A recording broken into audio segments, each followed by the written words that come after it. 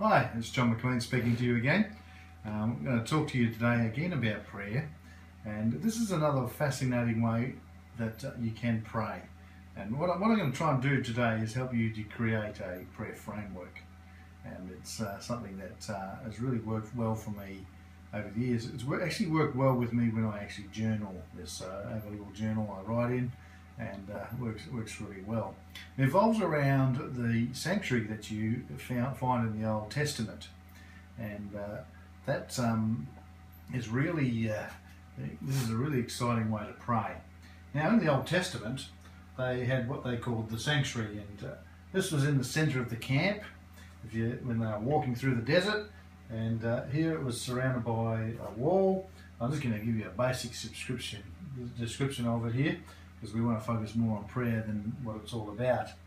But in the first part here, in this little circle, they had an altar where they sacrificed animals.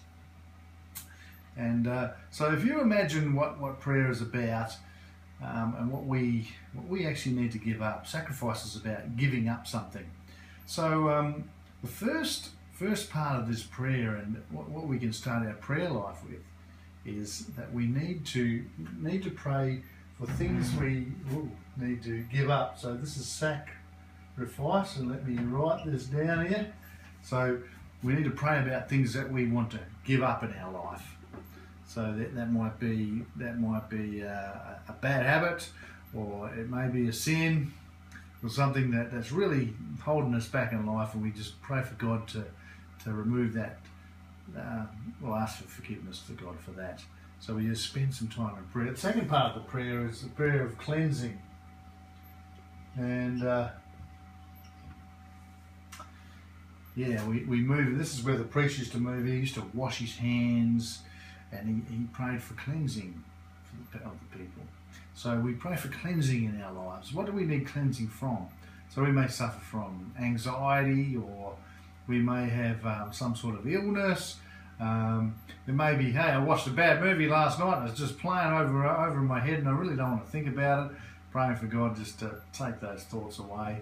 Or it might be just negative thoughts that just plague our lives, and we want to get rid of those. So we pray for cleansing. So from here, the priest used to move into the holy place, and here was another tent, and there's a few items that you find in here. First item that was found is a set of candles, and because candles have light. So this is the place of direction. Okay, so here we pray for direction in our lives. We want God to just show us the purpose that He has for us in our lives, and we ask God for direction. Where do we want to go in life? We ask God to give us a purpose in life. Really powerful one. Down the bottom here, this is where the priest used to have what they call the showbread, and this is the place of provision.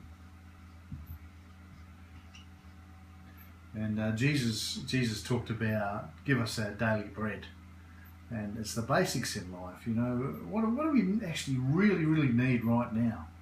Might be some finances, just to get some bread, milk. Might be that.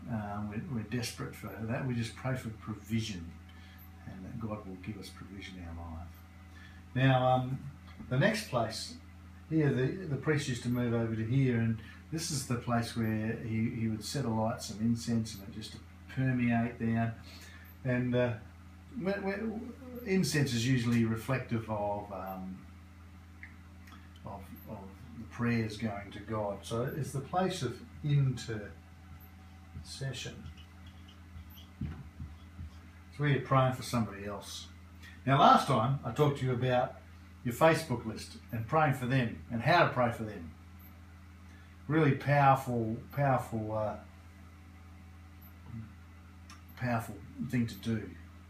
Well, you can actually look at my previous video on praying for your Facebook group, and this is where this could really fit in. And you're actually praying for people. So you can find a list from anywhere. You know, that list may be just your friends in your address book, or maybe just friends you have. It might be a Twitter list, or it might be all the people on your email list. maybe people going to your church. You're just praying for them. So it's the place of intercession. Really powerful place. And this last place here is the priest used to, there's a curtain here, and the priest used to walk through here into the most holy place.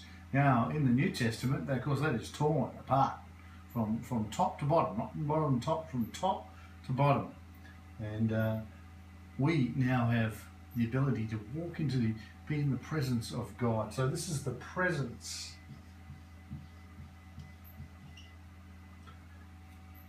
Okay, we ask for God's presence in our lives. Now, I sort of imagine this. What I usually do here is to sit there in silence. And I imagine myself bringing the 4 people, 3 or 4 people I've been praying for on my list, whatever list that is. And I imagine them coming into the presence of God and being in the presence of God.